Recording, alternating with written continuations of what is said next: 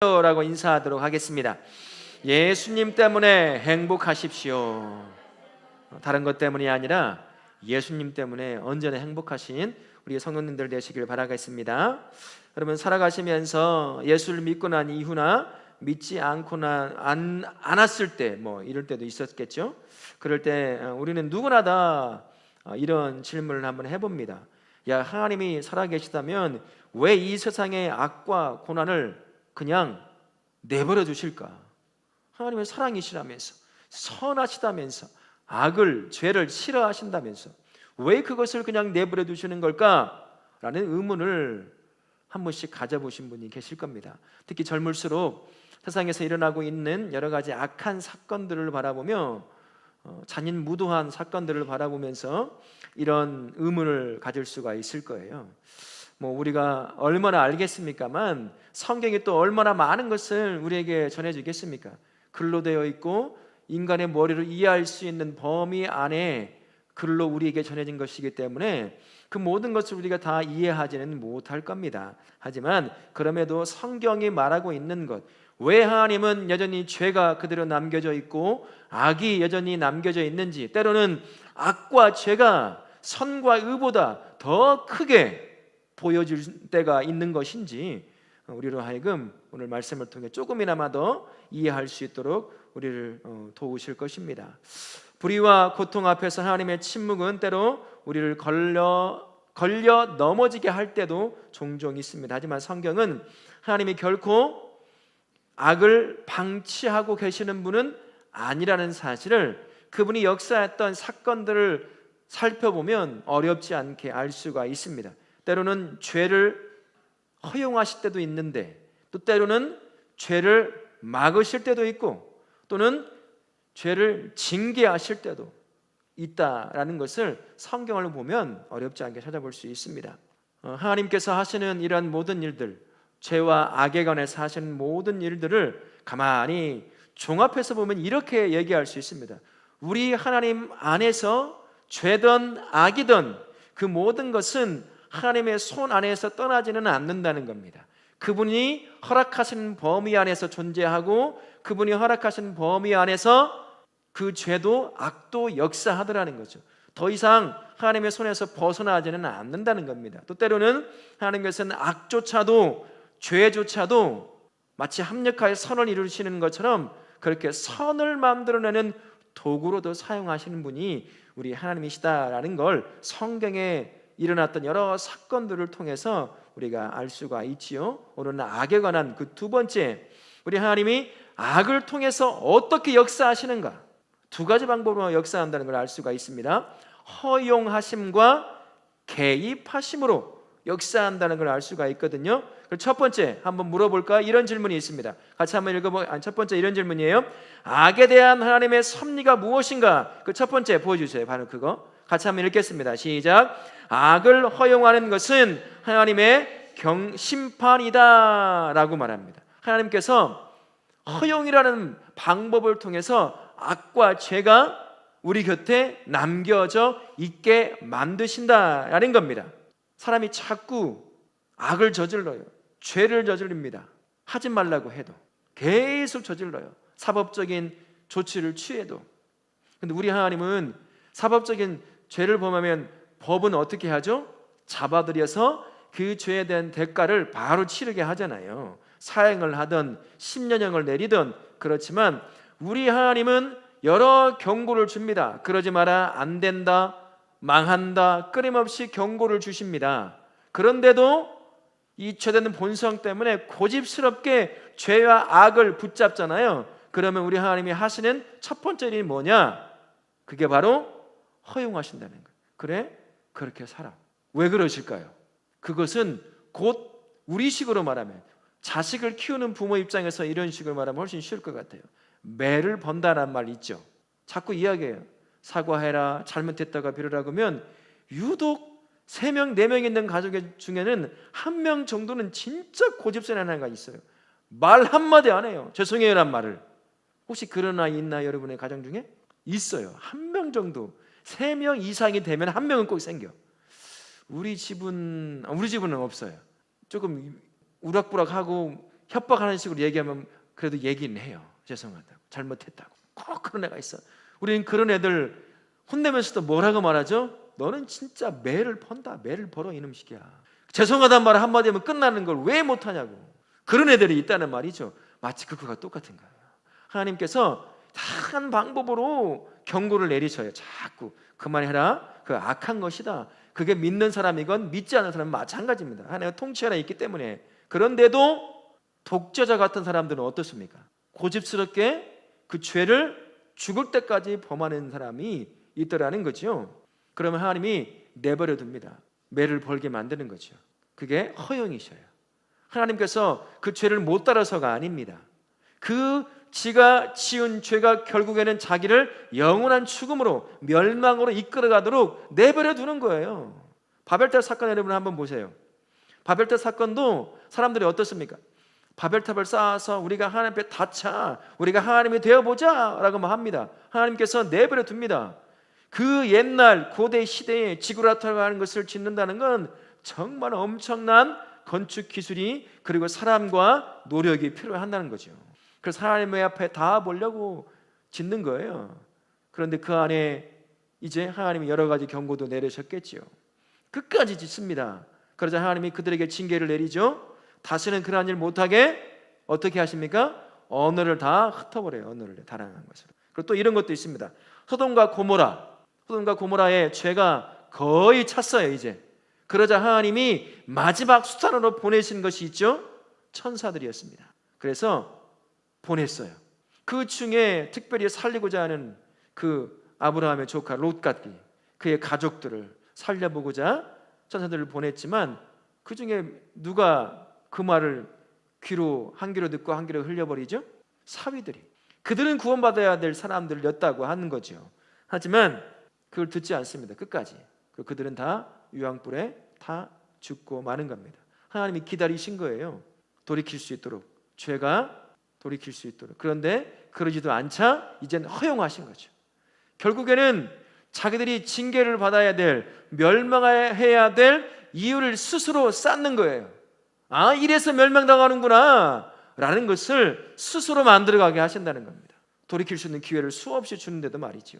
그렇게 하나님이 죄를 가지고 역사하신다라는 게 첫 번째고요. 두 번째 같이 한번 보실까요? 스크린 보시고 읽습니다. 시작. 하나님이 악을 허용하신 이유는 그분의 선과 영광을 이루기 위해서다라는 겁니다. 우리 하나님은 악조차도, 죄조차도 사람이 보기에 누가 봐도 이건 하나님과 어울리지 않는 것 같아 보이는 것이라고 하더라도 우리 하나님은 그 악도 죄도 자신의 영광을 드러내고 자신의 선하심을 드러내는 통로로, 도구로도 사용하실 수 있는 분이시다라는 것을 보여주는 거죠.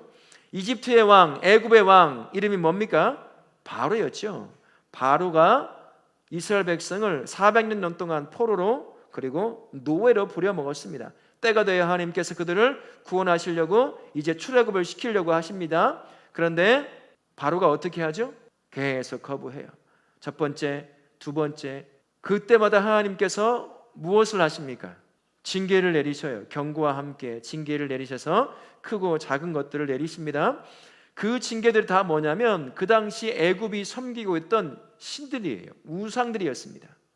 자기들이 섬기고 있는 신들을 보이지도 않는 저 히브리 민족이라고 하는 작은 민족이 믿는 여호와라고 하는 신에게 무참하게 무너지고 사라져가는 것들을 계속 보게 만드시는 거예요. 또 놀라운 건 우리나라도 마찬가지지만 고대의 신을 믿는 사람들은 각 나라마다 자기 신이 다 있었어요. 이름은 똑같아도 다른 형태를 가지고 다른 능력을 가지고 존재하게 되어 있었습니다. 그런데 그 신은 그 땅 안에서만 역사한다고 믿었어요. 우리가 믿는 신이 우리 땅 안에서만 역사하지 우리 땅 국경을 딱 넘어가면 아무것도 못하는 신이라고 생각을 했단 말이에요. 그런 때에 작은 민족, 땅도 없는 민족, 히브리라고 하는 민족이 믿는 여호와라고 하는 특별한 이름을 가진 그는 땅에 매이지 않는 거예요. 거대한 제국의 수많은 우상들을 섬기는 애굽의 수많은 우상들을 그냥 무참히 다 무너뜨리는 겁니다. 개구리든 이던 다 그게 신이었어요. 그 당시 섬기던 우상들이었단 말입니다. 그것을 보게 하는 거죠. 그 당시 초강대국이 애굽 아니겠습니까? 애굽의 여호와라는 신에 의해서 그 땅이 조금씩 망가져가는 소식을 주변 나라들이 봤을까요? 못 봤을까요? 보고 소문을 다 들었을 겁니다. 그 초강대국이 지금 처음 들어본 여호와라고 하는 신에 의해서 그들이 믿는 모든 우상들이 무너지고 초토화가 되고 있는 거예요. 먹을 것이 다 사라지고 나일가 그냥 피가 되어버리고 이런 일이 계속 일어나게 되는 거죠. 그런데 애굽 왕은 어떻습니까? 바로는 그때마다 조금은 놀래가지고 아이고 보내줄게, 저기까지 가서 예배만 드리고 와, 어른들만 가. 그것을 6번, 7번, 9번까지 합니다. 그리고 마지막 10번째 어떤 하나님의 징계를 내리시죠? 장자의 죽음, 모든 생명 있는 것, 동물도 마찬가지예요. 다 장자. 근데 가만히 생각해 보세요. 거의 대부분 죽었을 가능성이 높아요. 장자일 가능성이 높다는 거죠. 얼마나 놀랍겠습니까? 그제서야 나라는 온통 초토화가 됐죠. 자기 장자도 죽어버렸죠. 왕위를 이어받을 이런 상태가 되어서야 겨우 보내줍니다. 그렇게 하나님께서 당장에 쳐버려도 될 텐데 내버려 두십니다. 왜 그럴까요? 우리 하나님이 구원을 위해서 어떤 선을 베푸시는지, 자신의 백성을 향하여 어떤 역사와 어떤 영광을 드러내시는지를 10번의 역사를 통해서, 기적을 통해서, 초강대국 애굽이 믿는 신, 그들을 지킨다고 했던 그 많은 신들을 한 번도 들어보지 못한 여호와라고 하는 보이지도 않는 신에 의해서 무참하게 무너지는 걸 온 세상에 다 보게 하시는 거예요. 무엇 하시려고요? 하나님의 살아계심을 드러내고 그분의 영광을 온 세상에 드러내려고요.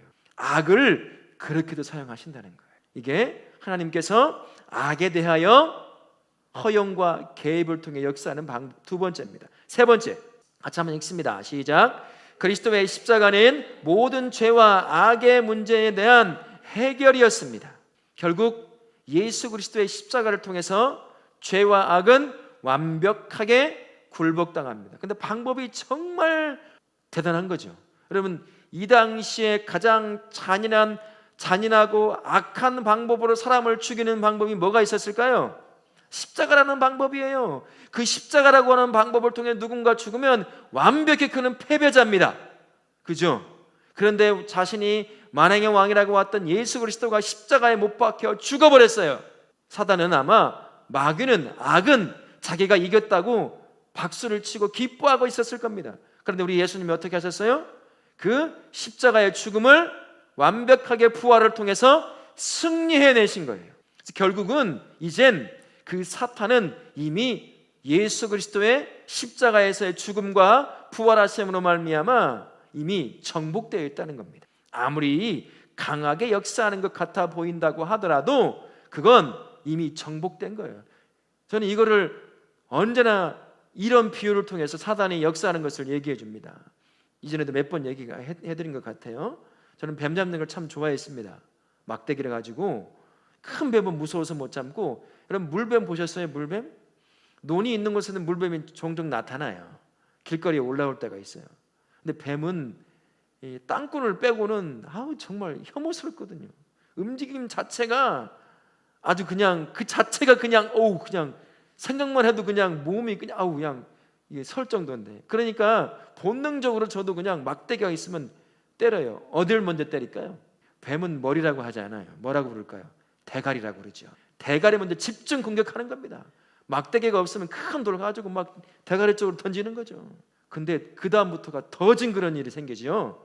무슨 일이 생기죠? 머리를 깨가지고 죽였는데 몸뚱아리는 여전히 움직이고 있는 거예요. 막 더 활발하게. 이건 머리카락이 그냥 삐쭉 서는 것처럼. 막 생각만 해도 지금도 그냥 그렇네요. 사단이 그렇습니다. 이미 정복되었어요. 근데 마치 우리를 죽일 수 있는 것처럼 여전히 여러 방법으로 역사를 하고 있어요. 그러니 우리가 보기에는 아직도 악이 더 득세하는 것처럼 보일 수는 있습니다. 죄가 더 크게 보일 수는 있어요. 마지막 발악을 하니까요. 뱀이 살아있을 때 도망칠 때는 그래도 그 움직임이 나름 유연하고 멋있어요. 근데 대가리가 깨지고 죽고 나서 그 다음 몸부림칠 때는요, 배도 다 드러나 막 그냥 여러분 생각만 해도 지금 징그럽죠. 그 모습이 되는 거예요. 그러니 사탄도 똑같다고 생각해 보세요. 자기가 이제 죽을 걸 가까워오니까 무슨 짓은 다 하는 거예요. 이제 예수 믿는 사람들, 아직 예수님을 믿지 않은 사람 모두를 데리고 지옥으로 빠지게 만들려고. 그러니까 우리 눈에는 어떻습니까? 죄와 악이 더 크게 보이는 거예요. 전쟁 보세요, 여러분. 우크라이나는 남자가 없어요. 50에서 60대까지 다 징집돼 가지고. 젊은 사람들요, 배운 사람들은, 제가 1년 전인가 한 뉴스를 봤는데 겨울에 자기 조국을 도망쳐요. 징집이 안 되려고. 어디로 가느냐? 가면 얼어 죽을 수밖에 없는 산으로 넘어서 가요. 가다가 수많은 사람이 또 얼어 죽기도 하고. 그런 비참함이에요. 사단이 그렇게 그런 비참한 일을 통해서 사람들을 가장 비참하게 죽게 만든다는 거예요. 그것을 보면 어떻습니까? 야, 하나님이 살아계신가? 하나님이 선하시다면서, 사랑하신다면서 어찌 이런 비극적인 일들을 지금도 남겨두느냐? 하나님은 없어, 죽었어, 신은 죽었어. 이렇게 얘기할 법한 환경이 우리 안에 지금도 있다라는 거죠. 뭐 그것까지 갈 필요도 없습니다. 우리 안에서도 지난 10여 년 동안 우리 이 땅에서 몇 번에 걸쳐서 얼마나 비극적인 일들이 일어났습니까? 이것들만 봐도 예수 안 믿는 사람들이 교회에 손가락질 할 만하지 않아요? 하나님이 계신다면 어찌 이런 일들이 한 번에 일어나냐? 그 고등학생들이 무슨 죄가 있어서 300명에 가까운 아이들이 물속에 수장되어 죽습니까? 이해가 안 되잖아요. 악이 더 크게 보이는 거 아닙니까? 그런데 밑을 성경을 보고 그 핵심을 바라보면 사단은 이미 정복되어 끝을 바라보고 있기에 더 발악을 하고 있다는 거예요. 그렇다 크게 보이는 것뿐이라는 거예요. 그러나 이미 악과 죄는 뭐라고요? 정복되었다는 거예요. 그걸 우리가 가지고 있어야 돼요. 그 관점으로 바라봐야 합니다. 그런데 우리 하나님이 허용하시는 것만 하시느냐? 큰 두 번째, 하나님은 악도 막으시기도 합니다. 그러면 왜 막으시는가? 그 첫 번째 같이 한번 보실까요? 읽습니다. 시작. 하나님은 인간을 긍휼히 여기시기 때문입니다. 우리 하나님께서 긍휼히 여기시기 때문이에요. 죄를, 그리고 그런 더러운 것들, 악을 허용하실 때가 있잖아요. 빨리 없애버리면 좋을 것 같은데, 근데 우리가 그것을 통해서, 저도 그렇지만 우리 형님들 그럴 거예요. 죄 가운데 머물고 죄의 본성을 쫓아 살아가면 얼마나 비참한 결과를 얻을 수 있는지, 그런 것들을 통해서 간접적으로 우리가 볼 수 있습니다. 또 때로는 나에게 경고의 메시지처럼 다가올 때가 있어요. 그래서 여러분들, 하나님께서 우리에게 말씀하시는 방법이 설교나 기도 가운데 깨닫게 하시는 것도 있지만, 또 내가 속한 환경, 내가 만나는 사람들, 내 옆을 지나가는 사람들, 내가 우연찮게 봤던 뉴스의 사건들, 하나님은 모든 것을 통해서 내가 미처 깨닫지 못한 그런 것들을 깨닫게 만들 수 있어요. 그건 진리는 아닙니다. 그러나 내가 이것이 하나님이 원하지 않는 것인데, 또 때로는 하나님이 이게 원하는 것인데 그것도 모른 채 나 원하는 대로 살고 있을 때, 우리 하나님이 그러한 사건들을 통해서 깨닫게도 하신다는 거예요. 그래서 그 죄에서 벗어날 수 있도록 이렇게 만드시기도 하신다는 겁니다. 우리 하나님이 그렇게 개입을 하시는데, 그런 것들을 가끔씩 우리 앞에 허락하시면서 아픔을 허락하시는 이유는 마치 사랑의 매와 같은 그러한 것입니다. 그래서 우리가 죽을 그런 위기까지는 가지 않는다고 하더라도 때로는 내가 겪게 되는 삶의 문제들이 있어요. 그건 메시지일 수도 있습니다. 내가 삶을 질서 있게 못 산 것일 수도 있고, 또 때로는 내가 살아가는 삶이 아무리 선하게 살아가도 여전히 사탄은 마지막 때를 바라보고 있기에 발악을 하고 있는 그런 환경에서는 때로는 내가 원치 않고 내가 살아왔던 삶과는 관계가 없지만 그런 내가 원치 않는 악한 삶들이 벌어지기도 한다는 겁니다. 근데 그런 것들을 통해서 우리 하나님이 경고를 내리시기도 하신다는 거죠. 그래서 그것을 보면서 내가 직접 경험한 것은 아니다고 하더라도, 또 내가 또 때로는 잘못 살아가지고 만나는 그런 아픔이라고 하더라도요, 그게 하나님 나에게 주시는 사랑의 매와 같은 것이라고 바라보는 관점이 필요하다는 겁니다. 그렇게 우리 인생의 악이라고 하는 것을 통해서 허용도 하시면서 그것을 통해 우리로 하여금 나를 보게 만드시는, 세상을 보게 만드시는 그러한 도구로도 사용하신다는 겁니다. 왜요? 우리를 긍휼히 여기시기 때문이에요. 악조차도 우리 하나님의 손에 붙들리면 결국에는 어떤 도구로 사용되는 거죠? 자신의 자녀를 살려내는 도구로도 사용하실 수 있다는 겁니다. 그걸 기억하시면 좋겠습니다. 자, 두 번째, 왜 하나님은 악을 막으실까? 같이 읽습니다. 시작. 하나님의 선하신 뜻을 이루기 위해서입니다. 우리 하나님은 악을 방치하지 않습니다. 방치와 허용은 달라요. 하나님은 허용하십니다. 이 의미에 담겨 있는 건 하나님께서는 악을, 죄를 충분히 통제하고도 넘는 능력을 가지고 계신 분이에요. 방치는 뭘까요? 능력이 없으니까 어떻게 할지 모르는 거야. 그러니까 내버려 두는 거죠. 그거하고 완전히 다르다는 것을 여러분 아셔야 합니다. 우리 하나님은 죄와 악을 방치하지 않습니다. 반드시 언젠가는 개입하셔요. 그런데 이런 분이 계시겠죠. 저도 마찬가지고 이 땅을 어렵게 했던 전직 대통령, 그는 잘 먹고 잘 살았어요. 끝까지 살다 갔어요. 그냥 누군지 아시죠? 괜히 말했다가 또 그냥, 그래서 이름 말 안 하면 누군지는 말 안 했어요. 그런 거 보면서 뭐지 이게? 하나님이 반드시 그 죄에 대한 대가를 찾으실 건데 저렇게 되면 아무렇게나 살아도 잘 먹고 잘 살 수 있다는 걸 보여주는 건데 이게 뭐지? 라고 생각할 쯤 뭘 깨닫게 하셨냐면, 야, 걔 죽었잖아. 죽었어요. 지금도 살아있어요. 죽었어요. 어디 갔을까요? 지옥 갔을 거예요. 그걸 보면 돼요. 하나님은 반드시 찾으십니다. 근데 우리가 원하는 찾는 방법이 있죠. 그래서 우리가 영화를 좋아하는 거 아니겠습니까? 참교육을 좋아하고, 또 지금 요새 뜨는 영화가 뭐가 있나요? 그 보복하고 또 이 내면의 카타르시스를 느끼게 만들어주는, 내가 하지 못하지만 그 영화를 통해서 대신해 주는 것들을 느낀 거, 우리가 그거잖아요. 내가 살아있는 동안 나에게 죄를 지건 세상을 향해 악한 일을 했으면 반드시 그에 대한 대가를 받고 있는 걸 보고 싶어하는 게 우리잖아요. 그죠? 그런 일이 참 많이 있지만 그렇게 안 일어나는 것도 있다는 거예요. 근데 가만히 생각해 보면 그는 죽어서 지옥으로 가요. 그죠? 살아있을 때 그가 이것을 깨닫고 돌이키는 게 더 나았지, 끝까지 그걸 하고 놀다가 그렇게 죄짓다가 죽어서 지옥 가는 것, 그에게는 더 슬픈 일이죠. 우리는 그걸 바라야 합니다. 이 땅은 반드시 하나님께서 죄에 대한 대가를 찾으시는 분이라고 할 수가 있습니다. 그래서 하나님께서는 이런 죄를 짓는, 악을 짓는 이 죄와 악을 통해서 우리 하나님이 어떻게 선한 역사를 이루어내시는지 그들을 통해서, 봐라, 선은 반드시 이기고 악은 반드시 그에 대한 대가를 치르게 되어 있다라는 것을 보여주신다 할 수가 있습니다. 예를 들어서 이런 거죠. 요셉의 형들, 요셉을 팔았어요. 그죠? 우리 같으면 어떻게 했습니까?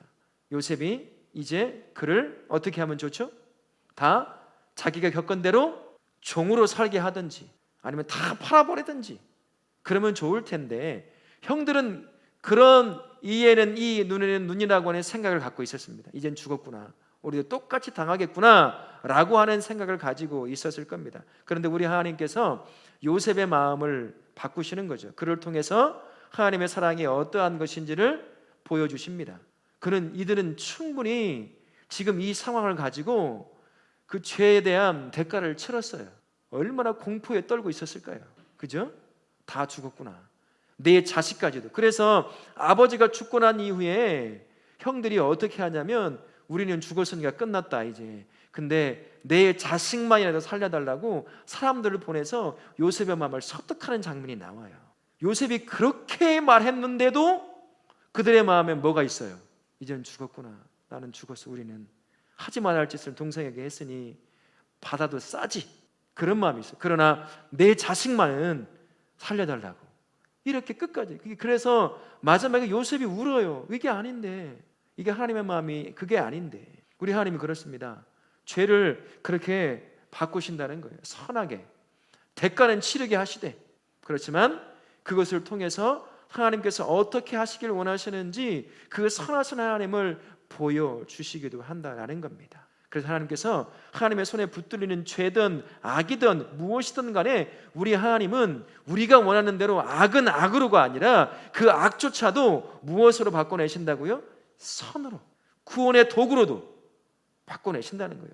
십자가가 그거 아닙니까? 십자가만큼 악한 게 어디 있어요? 가장 극악한 죽음의 도구 아닙니까? 그런데 그 죽음의 도구가 결국에는 어떤 도구가 돼버리고 말죠? 우리 하나님의 손에 붙들리니까 구원의 도구가 되는 거예요. 온 인류의 구원의 도구가 되는 겁니다. 그렇게 우리 하나님은 악을 선을 보여주시는, 그 사랑을 보여주시는 통로로 사용하신다는 거예요. 그러니까 우리가 알아야 되죠. 그런데 저도 겪어보지만 쉽지는 않더라고요.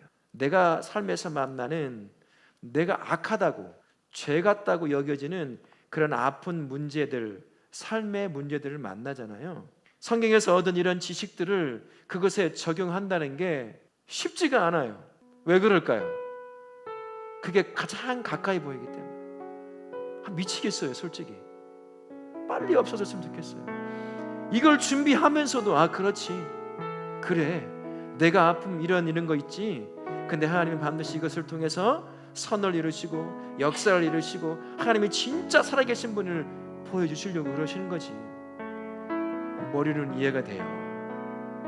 근데 여기까지 내려오는 데는 아직도 멀은 것 같아요. 목사인 저도. 하나님의 성도님은 어떻겠습니까? 너무 힘들어. 근데 잊어버리지 말아야 할 게 이거예요. 여기는 힘들더라도요, 아직은 힘들 수 있습니다. 여기는 진짜로. 근데 머리는 잊지 말아야 돼요. 그게 어느 순간 머리에 있던 이 성경의 진리들이, 지식이 내 가슴으로 내려올 때가 있어요. 하나님을 더 깊이 만나고 또 그 가운데 진짜로 내가 알았던 지식처럼 내 삶에서 악하다고 여겨지는 삶의 문제들을 통해 하나님께서 선을 이루어가는 것을 크건 작건 하나씩 경험해가면서 해가잖아요. 그러면 그게 머리에 있던 것이 내 가슴을 조금씩 적셔가기 시작하더라는 거예요. 그럼 여러분, 말하지 못할 삶의 문제도 있을 겁니다. 육신의 문제, 자녀의 문제, 남편의 문제, 아내의 문제, 돈의 문제. 우리가 뭐 한두 가지 문제가 있어요. 오늘 괜찮지 하지만 내일 눈 뜨면 또 뭐가 있습니까? 아이고 허리야, 아이고 눈이 왜 이렇게 침침해. 이런 모든 문제가 계속 쌓여져 가는 게 인생 아닙니까? 나이가 들고 예수를 더 많이 믿으면 그런 문제는 다 없어지면 좋겠는데 어때요? 이젠 내 몸의 문제뿐만 아니라 내 부모의 문제도 내가 짊어져야 될 때도 있고, 자식의 문제도 짊어져야 될 때도 있고, 교회의 문제도 짊어져야 될 때도 있고. 아이고야, 뭐 이렇게 문제가 많어 대체. 그런 일도 많잖아요. 우리의 삶이 그렇지요. 근데 우리가 이것을 알고 있다고 한다면, 아직은 마음까지 내려오지 않았다 하더라도 그 문제는 결국에는 하나님의 놀라운 선의 역사, 하나님께서 보여주시고자 하시는 자신의 영광스러운 역사, 그 통로로 사용하신다는 걸 우리가 머리로 알고 있잖아요. 그 아는 지식을 가슴으로 끌어내리는 겁니다. 어렵지만 힘들지만, 그러면 잠시라도 그 어려움이 나에게 얼마나 큰 은혜가 되는 도구가 되는지를 경험할 수 있다는 거지.